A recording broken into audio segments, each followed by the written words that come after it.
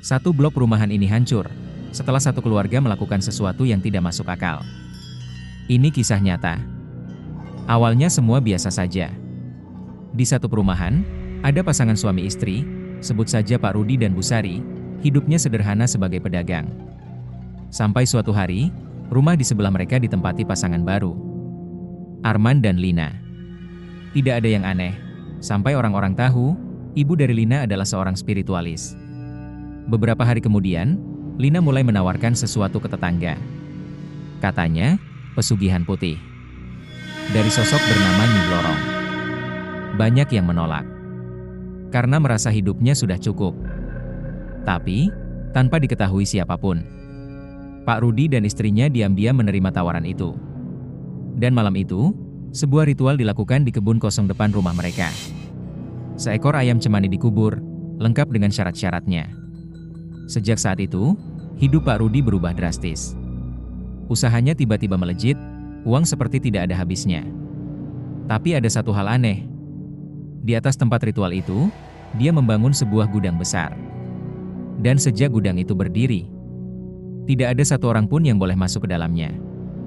Katanya, karena ada ular. Tapi, ternyata bukan cuma di dalam gudang. Part 2 lebih aneh lagi. Ular itu tidak cuma ada di gudang. Beberapa kali, ular ditemukan di rumah tetangga. Bahkan yang paling aneh, ular itu sudah ada di dalam kamar. Dan kejadian itu terjadi lebih dari sekali. Sejak saat itu, suasana di blok itu mulai berubah. Orang-orang mulai merasa tidak nyaman. Sampai suatu malam, salah satu tetangga mengalami mimpi yang sangat aneh.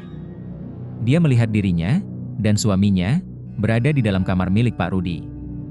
Kamar itu gelap dan terasa sangat menekan. Mereka diminta untuk tidur di sana. Lalu tiba-tiba, muncul seorang laki-laki bercahaya di luar kamar.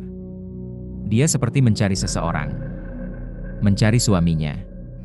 Tapi saat itu, Pak Rudi keluar dan berkata kalau suaminya sedang tidur.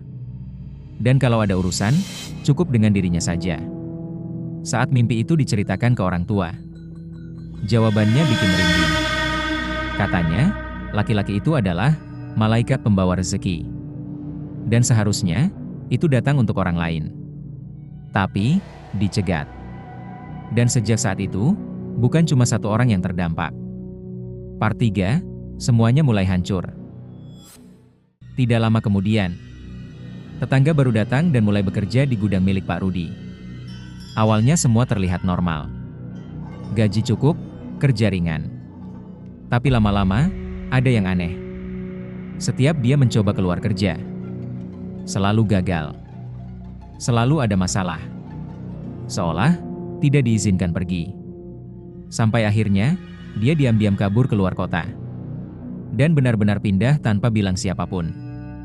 Dan sejak itu, hidupnya kembali normal. Tapi, tidak dengan tetangga lain. Satu persatu, mulai hancur.